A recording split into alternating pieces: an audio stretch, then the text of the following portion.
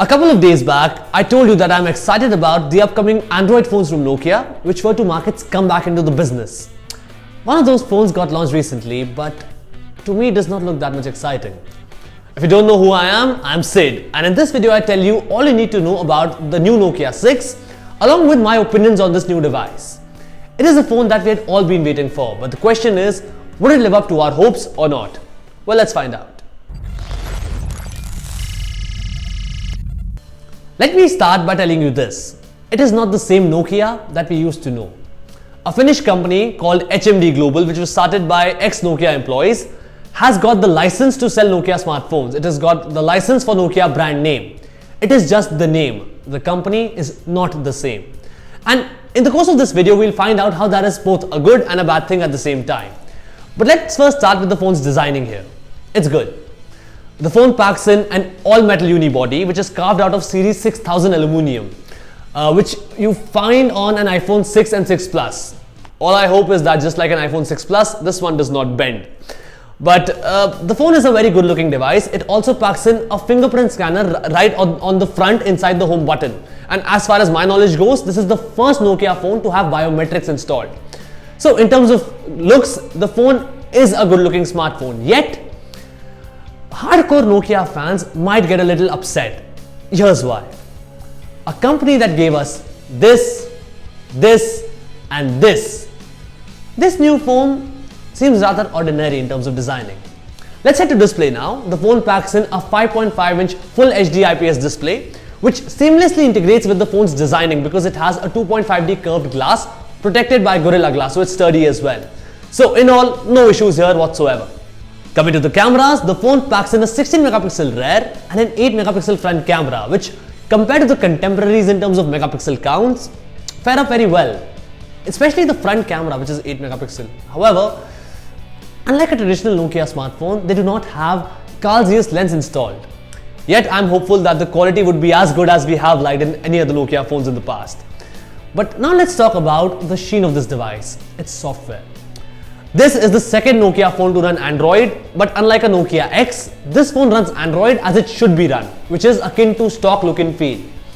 Moreover, the company has provided us with the latest version of Android, Android Nougat, which is something that not every other smartphone in the market can boast about. Lastly, the company is also claiming quick updates for their phones, which is not a bad thing at all.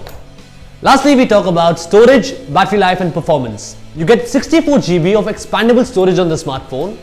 You get 3000 mAh of battery on the smartphone, and to power it all you have a Snapdragon 430 CPU. One more thing to note is that the phone comes with Dolby Atmos technology, which gives you enhanced sound as well. So that is all you need to know about the Nokia 6. And now it's time for me to give you my quick opinions on the same. Now, the price of this device is set to 1699 yuan, which roughly translated into Indian rupees would be around 17,000. And that is not a bad price for someone wanting to buy a pseudo Nokia smartphone. However, there are two things in particular that make it a disappointing smartphone for me. Number one is of course the processor. Snapdragon 430 CPU is found on a Redmi 3S, which is priced at 1/3 of this Nokia 6. It's an entry-level CPU. In fact, due to the CPU limitation, the phone cannot record in 4K. The maximum you can record with this camera is Full HD, 1080 pixels.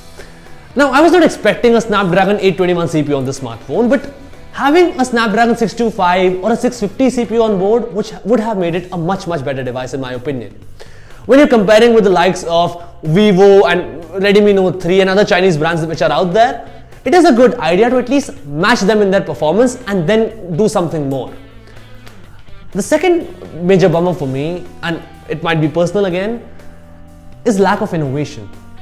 I've always loved Nokia phones for their innovation. May it be the 40 megapixel camera on Nokia PureView, may it be the weird designing of Nokia Engage, may it be the indestructibility of Nokia 3310. This phone has none.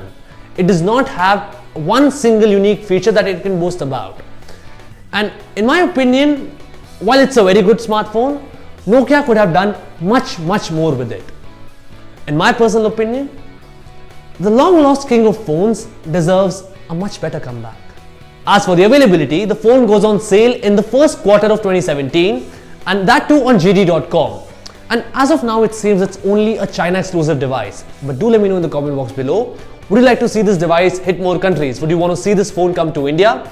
How do you like this phone? Tell me all of that in the box below. And do not forget to like and more importantly share this video with your friends. Lastly, stay subscribed so that you can see more of me. My name is Sid. Ciao.